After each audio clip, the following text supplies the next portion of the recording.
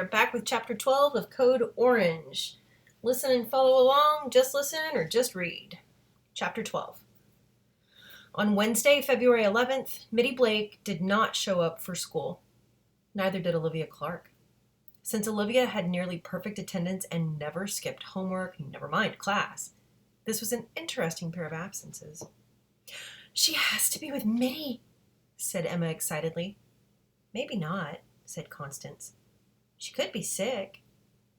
"She's never sick," said Zora, who had first dibs on Olivia because the Clarks had stayed in her apartment right after September 11th.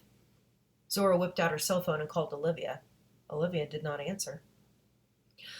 "I'll bet she told somebody," insisted Madeline. "Who knows what's happening?" But Olivia had not called anybody. Derek found himself surrounded. "Well," demanded Zora, "what's Mitty doing? Is he with Olivia?" "Way to go, Mitty," thought Derek. He checked his phone for messages from Mitty, but there weren't any. This was not surprising. You don't notify people when you skipped school. Derek headed to English, where Mrs. Abrams took attendance. The attendance secretary would now telephone the home of every student who hadn't shown up. If the parents had already called to say their kid was sick, or they were taking them skiing, the parent didn't get a call. But now and then, the parent waved goodbye to the kid and left for work, while the kid sauntered right back into the apartment for a happy day of television. Such a parent wanted to know the score. Checking was done by phone because any kid could compose and send an email that sounded as if it were from a parent. Derek figured the school would cut Mitty a little slack because just the other day, when Mitty was late, his mother telephoned to the office twice more during the day, as if Mitty might slither out a crack in the wall and skip afternoon classes too. The office would dread phoning the Blakes only a few days later because the thing about private school was, even something that was completely the kid's fault, the parents would say was the school's fault. Mrs. Abrams had left Beowulf behind and was forging on to a British poet named John Milton, who had written something called Paradise Lost. Derek's initial take on Paradise Lost was that he and Mitty wouldn't be reading this one either. When her classroom phone rang, Mrs. Abrams yelled irritably toward the speaker, "Yes?" "Is Derek Skorvanek there?" Class looked up. This was not the attendance secretary's voice, not the upper school secretary's voice. It was the headmaster. Dr. Larkin was interested in parents, not students, so this call was extraordinary. Yes, he is," said Mrs. Abrams, regarding Derek with curiosity. "Send him to my office immediately, please." The class was delighted. Somebody was in serious trouble. And who better than Derek? Derek tried to look bored, but he left the room with his heart pounding. In spite of a reputation for stuff like hacking into corporate computers, Derek was all talk. He'd never done much of anything. He could think of no reason for Dr. Larkin's summons except that something was wrong at home. Derek found his parents massively annoying and tried never to associate with them. But still, he didn't want them having heart attacks. He walked slowly down the hall as if the bad news might have worn off by the time he got there. But when he was ushered into the headmaster's office, two men Derek did not recognize wanted to know where Mitty was. "Mitty?" said Derek, as if these two syllables were unknown to him. "Your best friend," Dr. Larkin reminded him. Derek stared at the two guys. They stared back. Were these guys like Olivia's uncles or something? Was she connected? And these guys were going to put cement around Mitty's feet and throw him into the Hudson? Derek tried to think of a way to protect Mitty. "Derek, these gentlemen are from the FBI," said the headmaster. It was all Derek could do not to hoot with laughter. Mitty would love this. "We need to find Mitty now," said Dr. Larkin. "He's missing." "Oh, he's not missing," said Derek. "He just isn't here." Derek pictured Mitty and Olivia having fun somewhere in New York, presumably inside. It was pretty chilly for outdoor activity, and the FBI walking in on them. Mitty would laugh for years, but Olivia was not a big laugher in the best of circumstances. In fact, now that Derek thought about it, far from having a wild and crazy adventure, Mitty and Olivia were probably holed up in a library somewhere while Olivia was correcting Mitty's spelling. "Do you know where he is, Derek?" asked Dr. Larkin. "Nope." "It's urgent," said the guy in the darker suit. His tie gleamed with a blue and silver iridescence like spilled oil. Derek couldn't decide if he liked the tie or he wanted to burn it. "Since when is cutting class a national emergency?" Derek asked. "This is not about school," said a woman behind Derek. Derek spun around, expecting Mitty's mother. Mrs. Blake was just the type who would call the FBI if her son missed a grand total of 1 hour of class. It wasn't Mrs. Blake. It was a much younger woman, quite hefty, wearing wool pants and a heavy blazer that did not become her. She was the exact shape of his own mother. This did not endear her to Derek. He scowled at her. The guy in the darker suit said to the headmaster, "Thank you, Dr. Larkin. We'll let you know when we're done." Dr. Larkin turned red. Derek expected him to argue, but instead the headmaster obediently walked out of his own office, shut his own door, and left this student alone with 3 strangers. What was up with this? The second FBI agent, whose suit was charcoal gray with red pinstripes, said, "Derek, I'm Agent Anthony Finelli, and this is Agent McKay. We need your help. Mitty may be in trouble." Trouble with the FBI?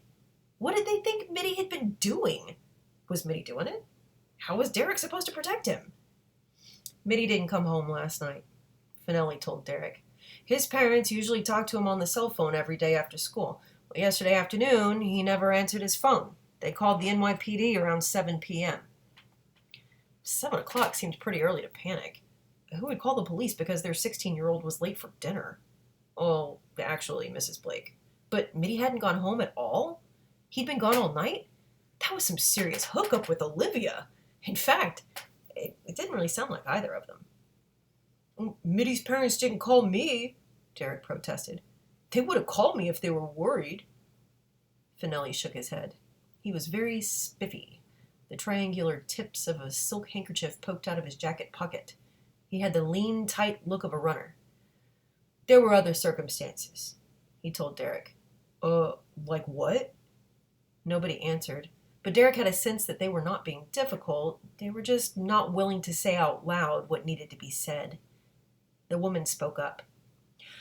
"I am not with the FBI, Derek. I'm with the CDC. What do you know about your friend Mitty's biology paper?" The FBI and the CDC wanted Mitty because of his term paper? The paper Mitty was writing only so he could tag along with Olivia to her library of the week? Derek dropped into a chair, beaten. He had failed in his mission.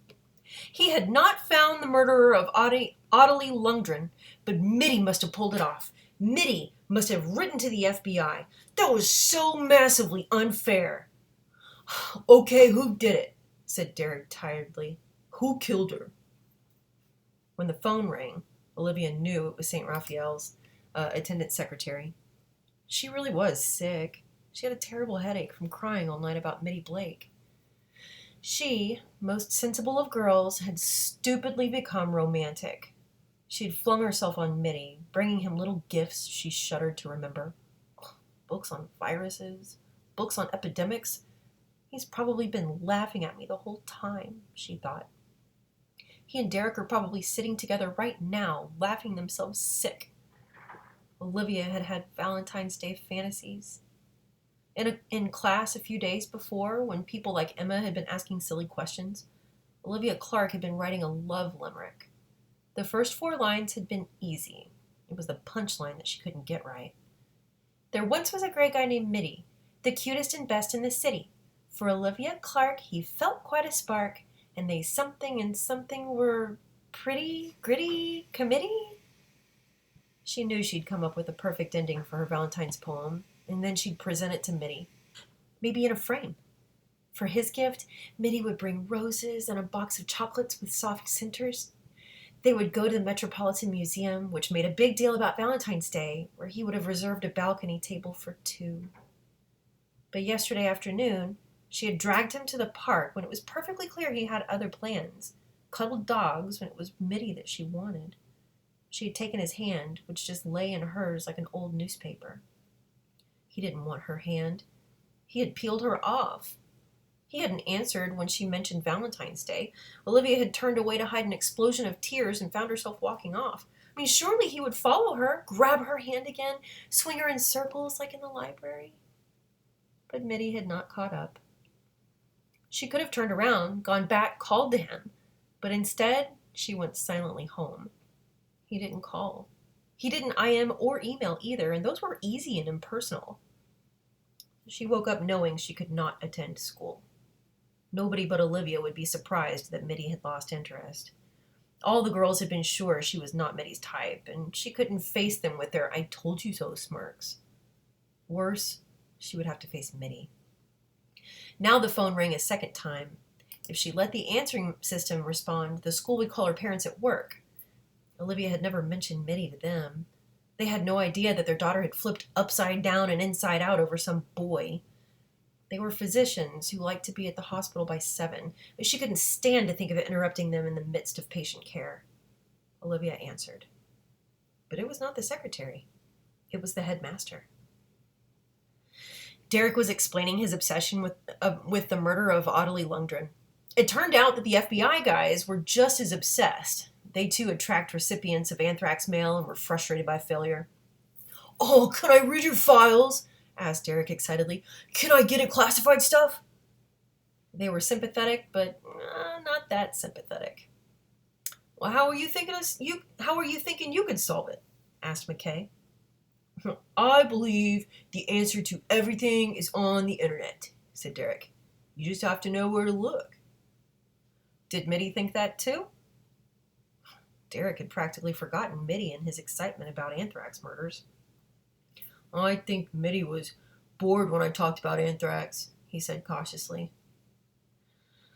"Well, this isn't about anthrax. It's about Mitty's topic, smallpox. What do you know about the smallpox scabs Mitty has?"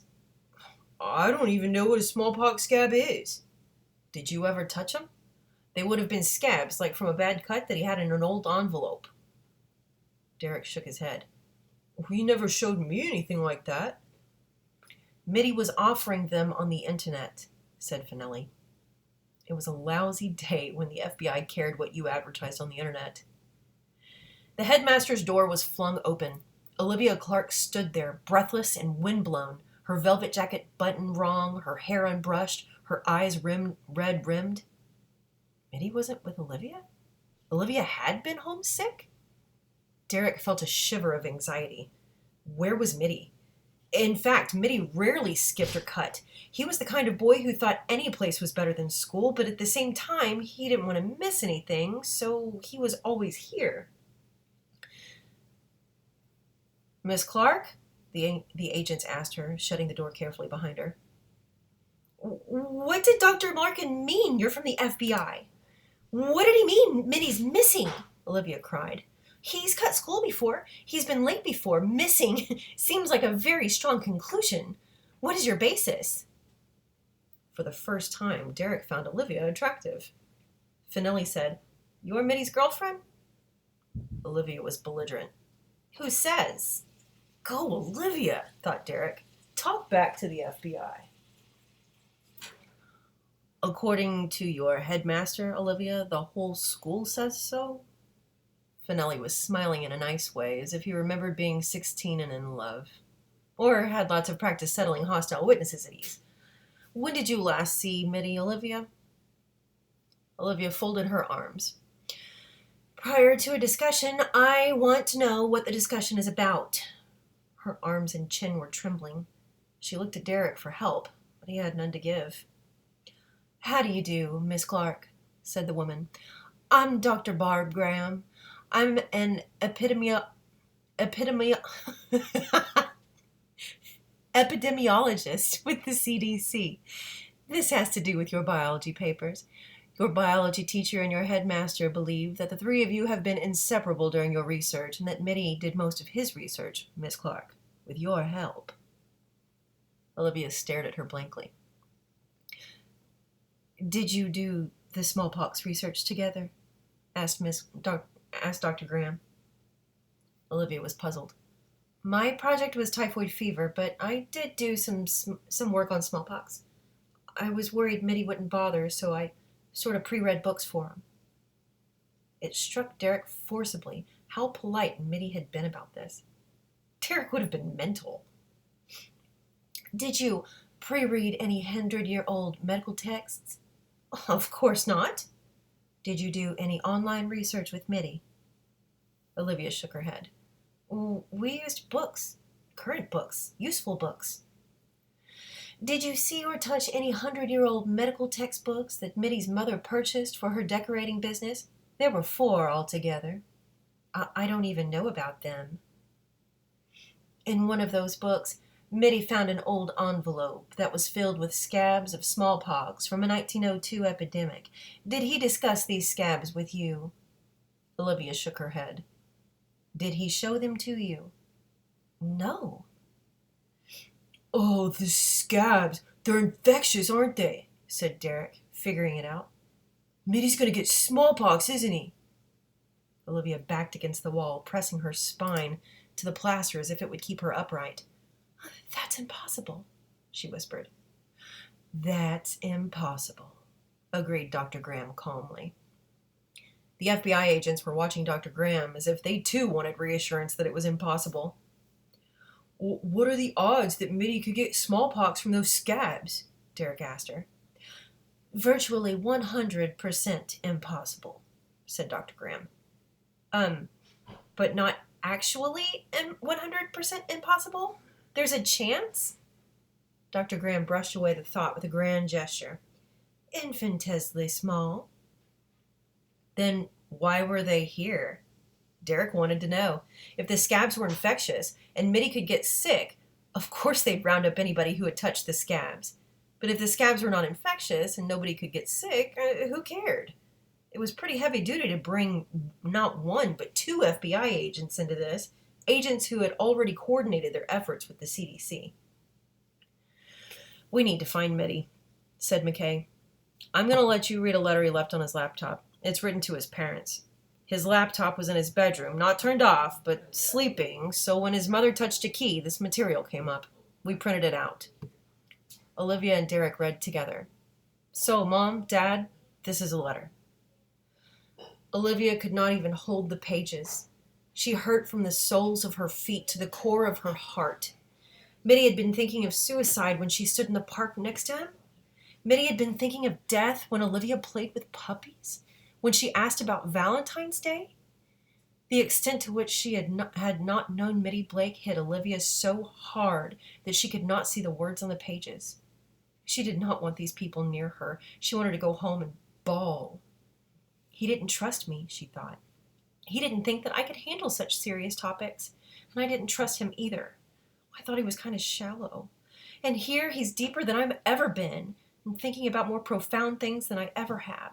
Could she be in this stupid office with these stupid strangers talking about stupid things when Mitty wasn't alive anymore?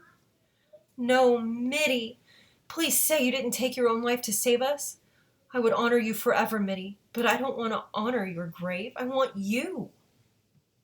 No, said Derek flatly. He's not out there killing himself. There was a suicide in school last year, and we all had to write essays for English about teenage suicide. Mitty wrote that suicide is vicious. The teacher gave him a D. She said he was insensitive, and if somebody got overwhelmed, Mitty had to be understanding. Mitty said he understood that this kid intentionally destroyed his parents. He said if a person of courage stuck it out. Mitty's not going to off himself. Yeah, but he seems to address that very problem, said Finelli. He explains that his case is different, and presumably Mitty left his laptop open just so his parents would read this letter. Derek didn't believe it. Not Mitty. Mitty had too much fun in the world. He wouldn't quit. He remembered with a certain horror that Mitty's favorite band was Widespread Panic. His favorite album, Ain't Life Grand. His favorite song, Heroes. Derek couldn't go there. He wouldn't. Mitty was alive. He had to be alive. Wasn't there a movie where the guy vanished in the Rocky Mountains to live out his disease or die or something? And that sounded like Mitty. If I were Mitty, thought Derek, There would be a... Where would I hole up? The agents wanted to know if either he or Olivia had seen Mitty after school the day before. Mitty and I went for a walk in the park, said Olivia. I headed home around 4. And what did Mitty do? Olivia seemed to crumple. I don't know. She accepted a tissue from Dr. Graham, mopped her eyes, and pulled herself together. But I'll tell you my own conclusion. Nobody can get smallpox from century-old lesion material. And furthermore, the FBI and the CDC don't show up at a high school because a kid found useless dust. They don't come because a kid missed dinner or skipped class. And they don't come because yet another teenager feels suicidal. You came because you think there's something to worry about. And you're federal agents, so you think it's a potential nationwide worry. What exactly is this nationwide worry? They didn't answer. A smallpox epidemic? She asked. Nonsense, said Dr. Graham. Olivia closed her eyes, summoning facts from the depths of her mind. As I recall, when mad cow disease appeared in Britain, the U.S. government made a decision not to allow a single American who had lived in Britain to donate blood because they might have eaten contaminated meat and thus have bad blood, so recipients of their blood might get sick. Yet there was not a single case of mad cow disease in the entire United States, let alone one transmitted from a person who had lived in Britain, let alone one from a blood donor. So in fact, the U.S. government in recent history made a huge decision to prevent a disease when there was not a scrap of evidence to verify that there was a scrap of risk. Is this the same thing? Contracting smallpox is virtually 100% impossible, but you're still worried, in fact, desperate. And you've got to find the one person who might have it? Derek was thinking in another direction, drawing on 2 years of studying the anthrax letters. He said, when he went online, was Mitty offering his smallpox scabs for sale or for asking information or for what? He stated that he had recently found them and was anybody interested in them. A thrill of understanding raced through Derek Skorvanek. This isn't about getting sick, is it? It's about getting on the internet. Mitty got on the internet, and everybody else is there too. Everybody, good and bad, sane and insane. Individuals, groups, cults, governments. You're shrugging about the virus, but you're not shrugging about the people who might want that virus. The FBI guys looked even more sober than they had to start with. Some, like, Al-Qaeda type with a bankroll, Derek guessed. Somebody somewhere has been demanding action from his friendly local terrorist cell. Find me an infectious disease and I can spread and I'll pay you anything. And then Mitty Blake goes and writes to the world, guess what? I have some. You're dramatizing, said Finelli. We, said Derek, are plain old high school juniors. You are federal agents with an interest in some kid's school paper. You're the ones being dramatic, but here's my guess. What a terrorist could do is get a hold of Mitty. He gets sick and they're golden. They launch the first successful bioterrorist attack on America.